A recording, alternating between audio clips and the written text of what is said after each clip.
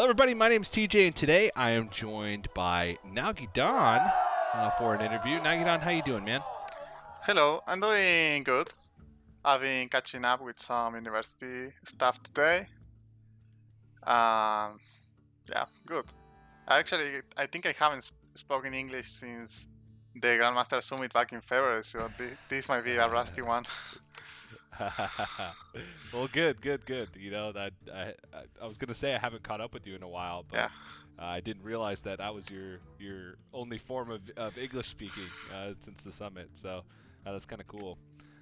Speaking of university, since we haven't spoken in a while, I did want to ask, how has Grandmasters been this season? I know that you're trying to balance a lot more than just playing, university and just kind of real life stuff. How have things been with trying to balance that with Grandmasters? Well, this year it's been a bit different, I think, for everyone. Last year at the end of first season, I took the decision of doing less assignatures. I was doing like 6 days a week of classes, and it just wasn't possible. I decided to do only 3 days a week or four. I don't remember. I had a nice second season last year. So this year I decided to do the same. So I'm just doing like three assignatures right now. But yeah, I think it's for a good cause. And it's been fine. I have more time to do stuff now that I don't have to travel to university and I do all online. So yeah, it's been fine. Yeah, well, Grandmasters. I got to be honest. It looks like it's been a rough season for you. Swiss was rough. We didn't even get to watch you or see your matches at all. And then since round robin, things have been going. Seems like better. I think you've been playing honestly spectacularly. Well, thank you. You just have been getting some bad beats, it seems. And how does that affect like your mentality, right? Because round robin is a small sample size. We played over 4 weeks, but you're only playing 7 matches.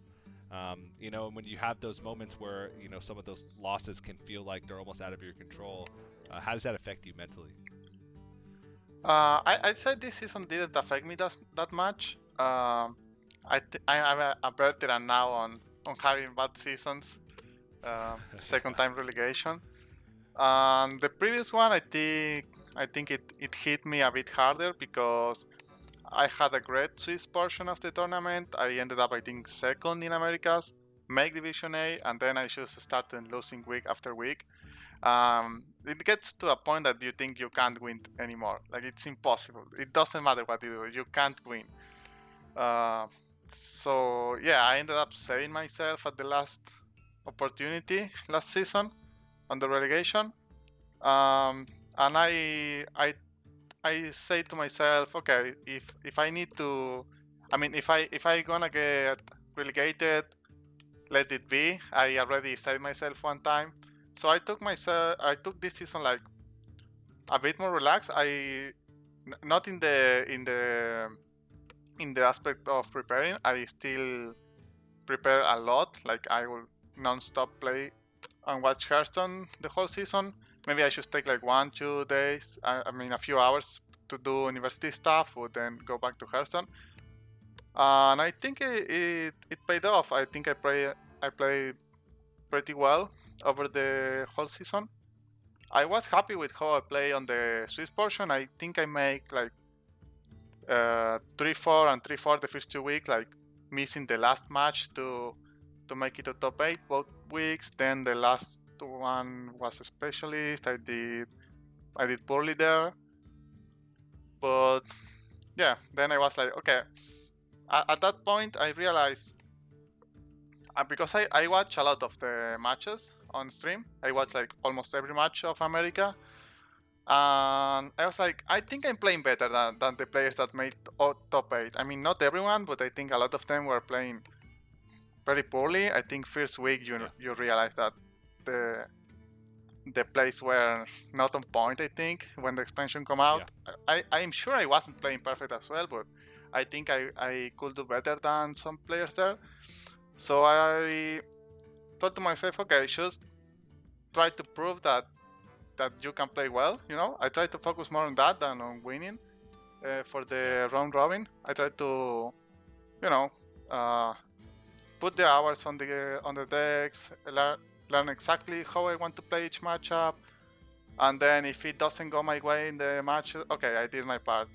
And I think it went pretty well like that. As you said, I mean, I don't know if you're lying to me, but I think I played well. I'm not. I'm not. Um, I'm not.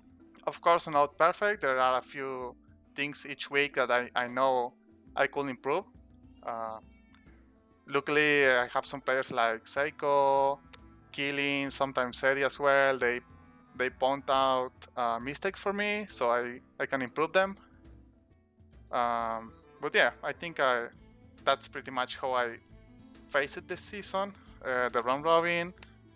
Yeah, I think it showed up on the broadcast. Yeah. Yeah. It was. Honestly, I feel like that's a good attitude to have.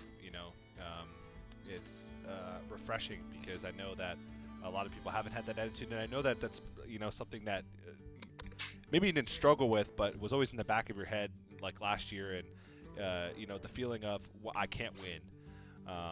And I know talking to players that's something they struggle with. But the match this past weekend, the very last one that you played against Rami, really sticks out in my head because people may think like, oh, Nalguidan's just playing for seeding at this point, right? You're just playing for either 5th or 6th seed. But that's actually a big deal because that's an entire best of 5 that stands in the way between you and relegation. So having that entire best of 5 is a big deal. But I honestly thought that was one of the best played matches from your perspective that I've seen in Grandmasters in a very long time. Oh, that's and granted, nice to the hear. level of play the past few weeks from a lot of people has not been good, but I even talked to a lot of the other casters, a lot of like priest players, and they said that that was one of the best priest mirrors they'd ever seen. You're already at a disadvantage because the Galakron at least value, and I just thought that was expertly played. So, did you spend a lot of time practicing priest mirror specifically, or at least against like a Galakron versus no Galakron list specifically? I did spend a lot of time practicing priest mirrors, but for the specialist week, because I brought Highlander priest at the moment. Mm-hmm. Not for this week, but I had a nice idea of how to play. I mean, the playstyle is kind of the same of Highlander, but with different cards. I think you go. Yeah. I mean, it's something like from the outside when you haven't played enough priest mirrors, it's look like okay, it's a complete random thing. Everyone discovers removals, but then when you get to play a lot of priest mirrors, it's like maybe someone gets one extra soul mirror, one extra Muroson. Those are like the more impactful cards to get discovered. But besides that, you can't count the removals of the opponent. So if they use like Muroson or Soul Mirror, you can start to go hard on the board because they usually are not going to have an answer. So yeah, that's how you play the prisoner, I guess. Yeah, I was confident on what I was doing. I also asked some other players. I asked Killing, I believe, what does he think about Galakron before submitting my lineup. And he told me it wasn't needed to win the mirror. I mean, it can make a difference sometimes, but it's not needed. So yeah, we counted. He had Galakron up for 16 turns, or something like that. 16 or 17 turns, and he he coined it out so I can't Muroson. Yeah. Which smart play. Give it in a normal circumstance where you think you're going to play a value battle, but it feels like oftentimes it comes down to tempo and giving up an entire turn early like that for tempo. He presses hero power 3 times and only actually played 2 of the minions that he got because like the third one was a light well or something like that was in his hand when he died almost. So yeah, it was just excellent like tempo management against that type of play style. But also, kind of you versus Rami had some I guess extra stories. Fellow Argentinian, right? Yeah. And both of you facing relegation. You guys had that little Twitter back and forth before the matchup that you're both going to have fun or maybe not. Are you close to him? Like, do you practice with him? What's your relationship? Because I know same country doesn't really mean much, but it feels like a lot of the Latin American players are pretty close knit. Yeah, the community here in Argentina, it's very close. I'm not close friend with Rami. I already knew him. We met sometimes in some firesides. I think we met in the last playoffs that we had at the beginning of last year. That he was playing as well. So yeah, he's pretty cool. When he made top 8 for the Master Tours, I think it was Shonkoping that he made it. I offered my help if he wanted to practice something. And then the first 3 weeks of the Grandmaster season, we didn't talk that much because we were potential opponents. But after that, we started to share a lot and practice together. Just for this last week that we didn't. Well, for the last one, probably we won't either because we might face. But yeah, one thing that you mentioned is that I was playing for seed, but at the moment we started playing, we didn't know that we were playing just for seed because if Frozen will win the previous match, I will make top 4. So at the moment I was like with hope that winning could make me get a top 4 in the Division B. Then I saw the rip and I big stakes. facepalm myself as well. But whatever. Honestly, it worked out pretty poorly for both you and Rami, yeah. Right? Because Rami was safe from automatic relegation in every scenario, but the one that happened. Right? Yeah. Because if Firebat had won, Rami would have been auto-relegated. Yeah. And you made top 4 if Frozen wins, and then you win. So it's like both of you kind of had worst-case scenario, and you go into this match, and now you both are in that relegation bracket. But speaking of that, you will play the loser of Bloody Face versus Saiyan, because you have that 5th seed. What are your thoughts going into this final week of with like potentially facing relegation, with looking at your potential opponents on the other side? I think I was more stressed last season. As I said before, I'm like a veteran of the relegation now. I'm pretty cool. I'm not stressing much. I know that doing relegated is possible. I know that the other 3 players in contention are very good. I think that the Division A players might have maybe more pressure, maybe more negative thoughts because they've been losing a lot more than I did in the last weeks. But I think at the same time it's like a weird relegation because all 4 of us are like in the same spot of promoting again, unless some crazy things happen in the last Master Tour. That is possible, I guess, but it's very unlikely. So that's something that is probably on our mind as well, at least in mine. I think I'm very confident that even if I lose relegation, I'm gonna be promoted again for Grandmaster, and I hope I'm not